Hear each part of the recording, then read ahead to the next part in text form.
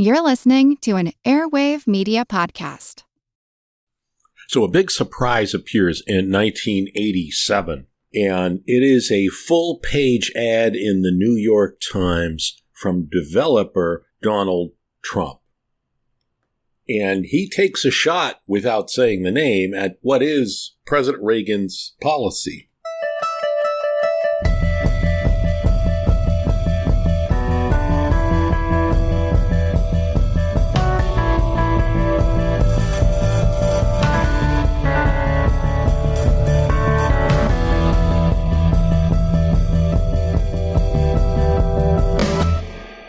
It's no small matter. There's nothing about the foreign policy of the United States that a little backbone couldn't cure. Woo! No, we don't talk about that a lot now, but I don't believe the people in the Reagan White House were very happy about Trump's letter at the time. And the main point that he makes, or among many, the world is laughing at America's politicians as we protect ships we don't own, carrying oil we don't need, destined for allies who won't help. Saudi Arabia, a country whose very existence is in the hands of the United States, last week refused to allow us to use their minesweepers, which are sadly far more advanced than ours, to police the Gulf. Why are these nations not paying the United States for the human lives and billions of dollars we are losing to protect their interest? The world is laughing at America's politicians. So in some ways, you could say there's a couple of things here for My History Can Beat Up Your Politics. We are, of course, you have that classic kind of thing that I've done on my podcast for 20 years, which is we've been here before. And you certainly have the exact same strait and the exact same problem that we had during the Iran and Iraq war, when Iran decided that America and Europe was supporting Saddam Hussein enough in the war that it was time to target the shipping of major oil-rich nations. And therefore, we found ourselves embroiled in protecting that. Now, the doctrine behind that really is the very short-lived Carter doctrine, that an attack against our oil supply is an attack on America requiring a response. But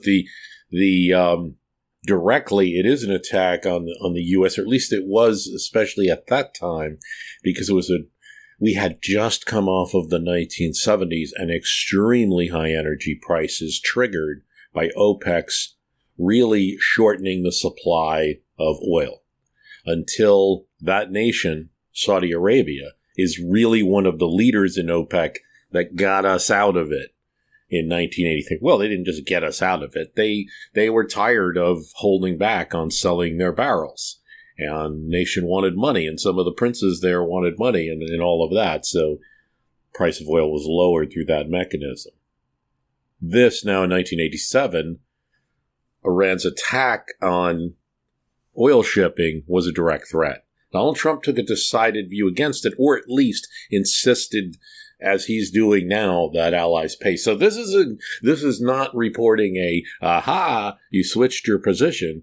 This is a consistent position of Trump insisting that nations pay. However, I do believe we are also going to see the United States protect oil shipping. So it is a reversal of policy with some reluctance, with some begrudging, and with a request of other nations to support the United States. So things happen so fast. What can you say?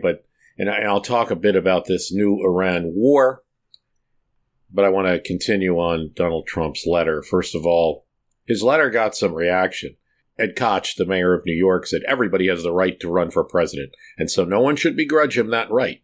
But I wouldn't vote for him. I don't like him. That's what Ed Koch said. And Trump returned the compliment, saying Koch was a jerk and a loser who will go down as the worst mayor in the history of the city. The ad cost Trump $100,000. I mean, a lot of money in that time. He also accepted, as we talked about this in our 1988 series, that Trump was a little bit of a minor player in that 1988 election. He accepted an invitation to address the Rotary Club in Portsmouth, New Hampshire. You do not go to New Hampshire particularly in 1988, but even true now, and make a speech a year before a presidential election without expecting to generate quite a bit of buzz. And really what Trump does, as he's always has with this $100,000 ad, is it generates a lot of press coverage the day after the ad appears. So it's not so much about the one ad in the New York Times, though a full-page ad in the New York Times really was the way to make a statement back then. It's about all the coverage he gets on September 3rd and September 4th after the ad appears. And not all of it's good. Ed Koch continued, who is really interested in Donald Trump's positions on foreign policy? Here's from Bob Drury in the Newsday, New York Newsday. New York, if drafted, he will not run, and if elected, he will not serve, or so Donald Trump says. But he did throw off yesterday's late summer doldrums with his denial that he would seek the Republican presidential nomination, despite a trip to New Hampshire next month. I'm honored, but I'm just not interested, Trump said.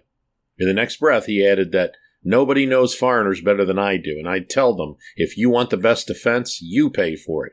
Just like I tell them that if you want the best apartment, you pay for it. I see Kuwaiti oil ministers smiling. I see Persian Gulf oil going to Japan. I see Saudi Arabia refusing to loan us minesweepers. And I see us paying for these countries, and I feel America's being ripped off. It is very doubtful that Saudi Arabia at the time had this huge minesweeping capability that he was talking about. By the way, the U.S. had a much better operation that it eventually did put into the Gulf. I mean, there's actually a pretty sustained U.S. operation in the. This is Operation Earnest Will. It's from July 87 to September 1988, about 14 months. It goes a little bit beyond the ceasefire in August of 1988, but the ceasefire is essentially what ends up ending this operation.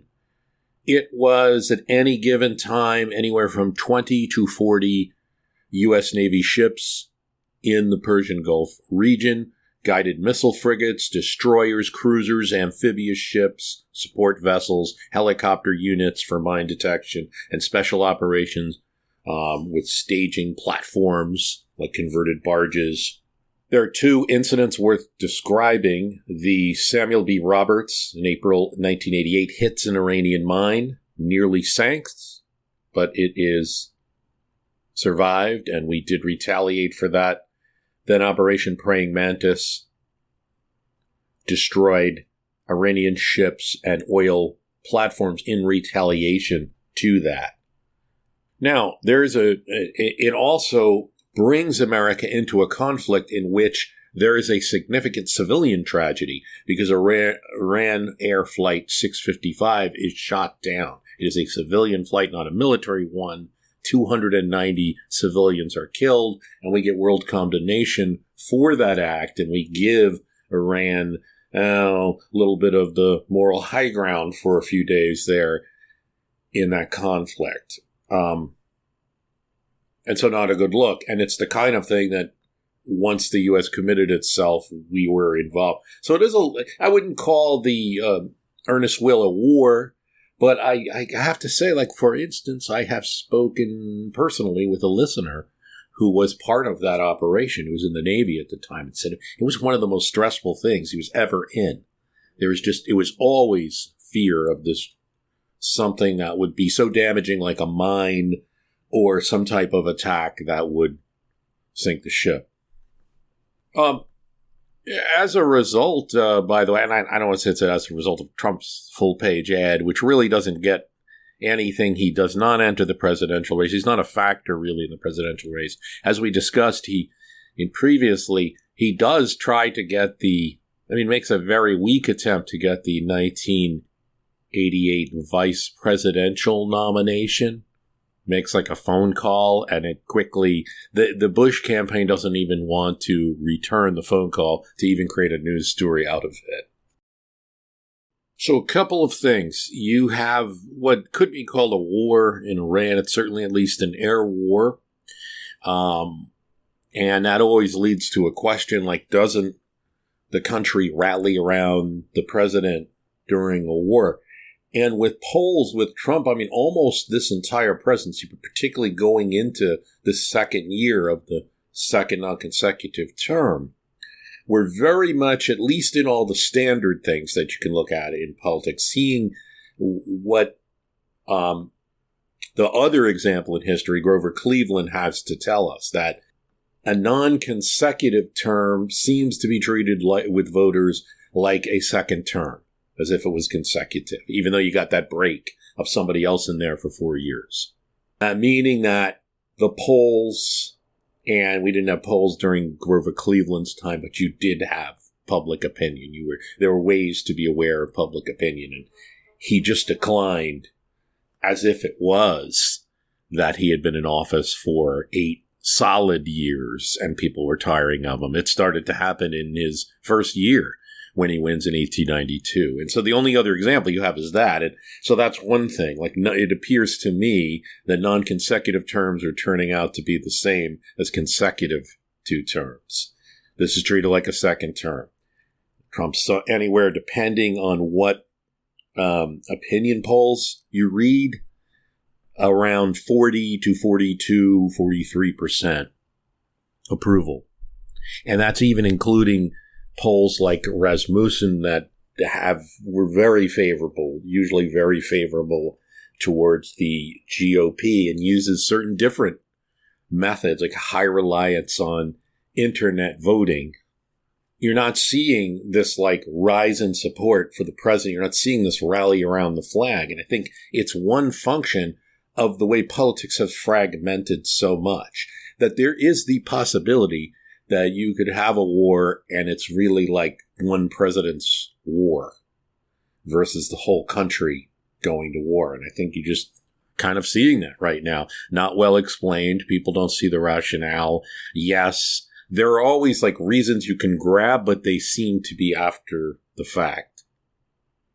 And so just strictly speaking, I don't see so much how this particular war will, like, say, impact the midterms. Now, midterms.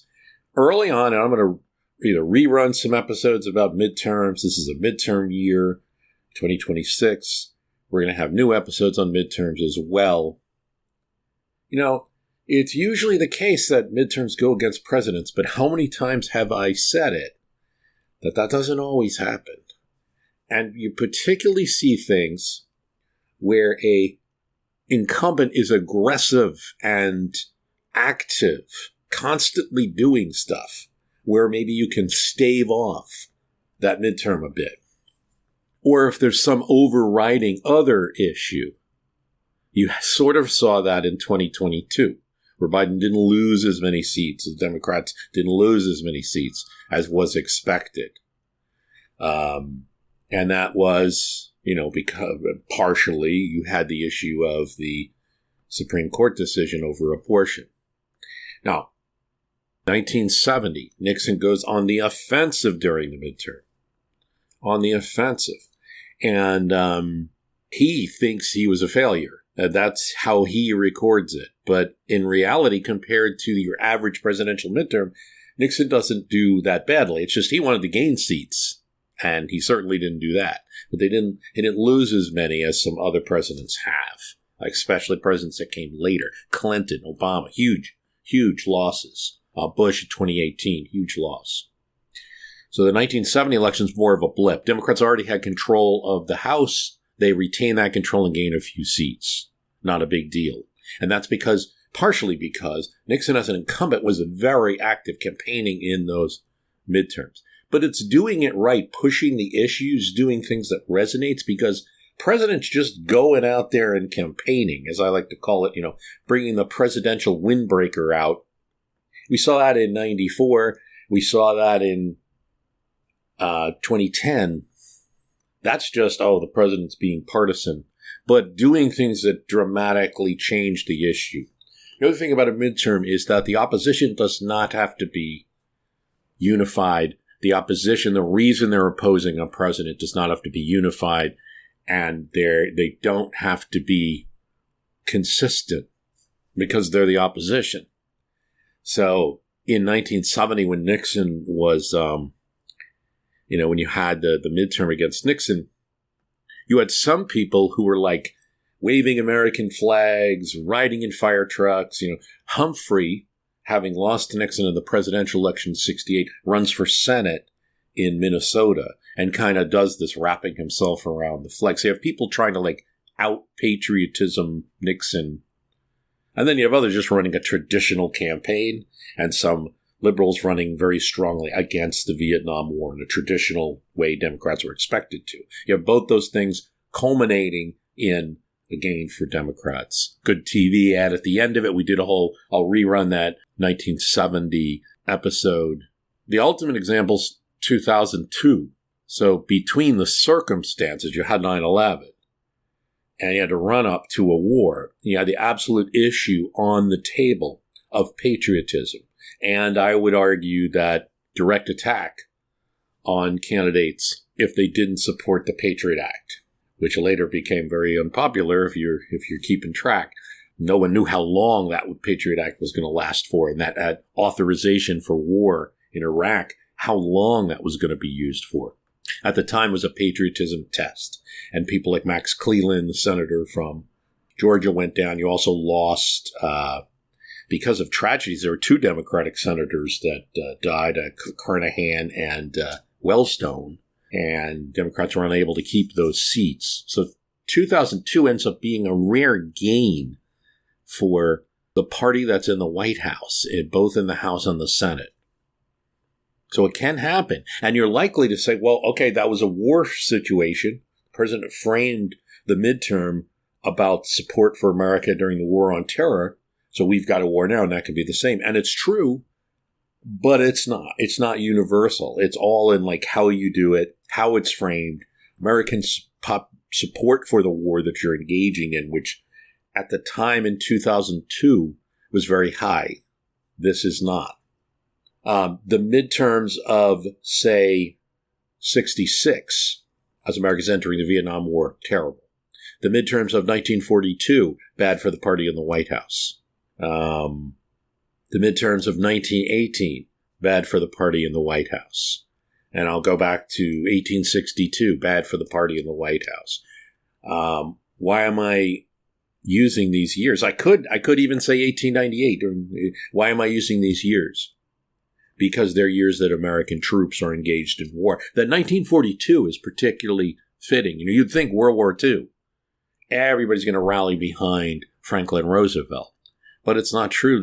Franklin Roosevelt suffers a midterm defeat, just like many presidents do in 1942, even as we're fighting the Germans and the Japanese. Now, it wasn't immediately apparent how things were going to go in 1942, and there were many setbacks. So, you can consider that as well. I think with those 2 points, I'll leave it there. Wanted to do some observation of things going on. Website is www.myhistorycanbeatupyourpolitics.com. We will get back to the Reagan series. There's an episode called Hands Across America, which is an episode I'm proud of, where you really talk about the impact of Reagan's policies and changes that he even made during his presidency in the human factor of his presidency. Thanks for listening.